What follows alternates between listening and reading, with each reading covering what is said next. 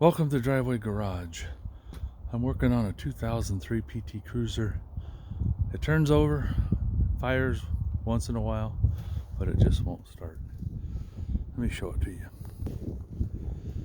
Now, the lady I bought it from said it was getting harder and harder to start. So she took the battery out and had them test it, and they said it was bad. So she bought a new battery, and that didn't fix the problem. After that, she said it wouldn't do anything. So I scanned it. There were no error codes, so I didn't have any clue where to go. I had a mechanic friend of mine look at it, because I'm not a mechanic, I just tinker, watch YouTube videos.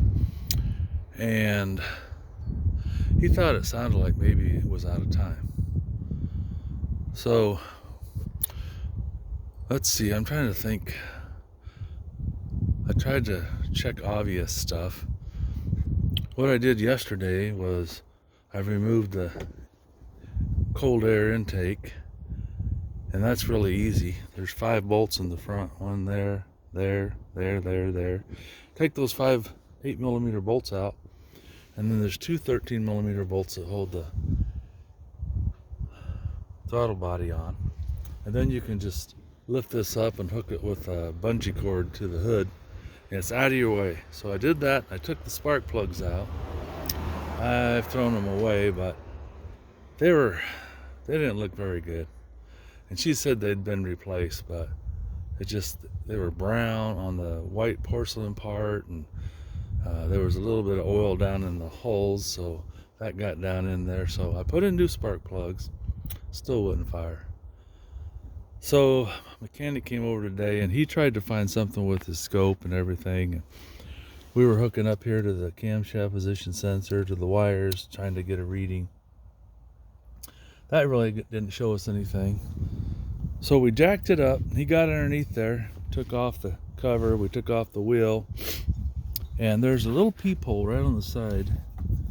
There's a bolt here, and right underneath that there's a little cover, rubber cover. You take that off, and you can see the camshaft pulleys. And so we got those lined up perfect. And then we took out the spark plug, and we put a piece of wire down there, and we checked, and then we turned the cam just a little bit, or the crank, and it started to go down. So we were at top dead center, and that's where the timing's supposed to be. When those 2 arrows line up, that should be at top dead center, which it was. So we're assuming that it's in time. So I ran down to O'Reilly's, and I grabbed a camshaft position sensor. We put that in. Still no good. My next job is, I just sent my mechanic home because this is stuff I can do. I was just scratching my head trying to figure out why this thing won't start. Right down here, you can see the starter. And supposedly right above the starter,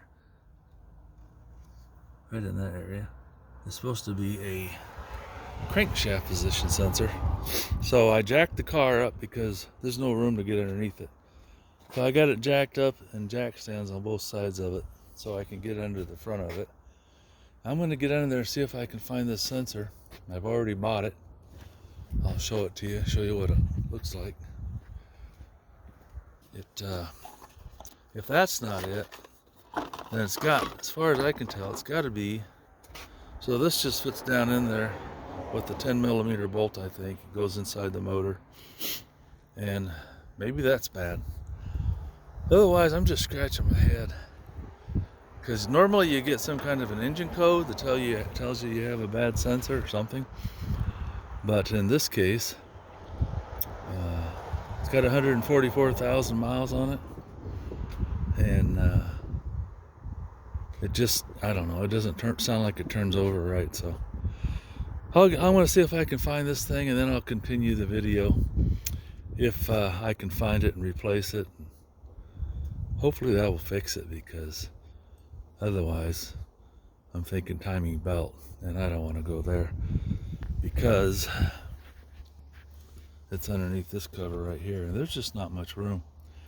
Supposedly, I guess some guys have worked around the air conditioning lines, but otherwise you've got to have the air conditioning, the Freon, taken out of here.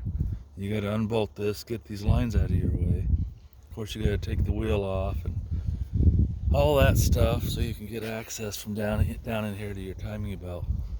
And while you're at it, you got to might as well replace the water pump. So if you're having a similar problem, hopefully I'll have this resolved pretty soon. And trying to think what else I could tell you.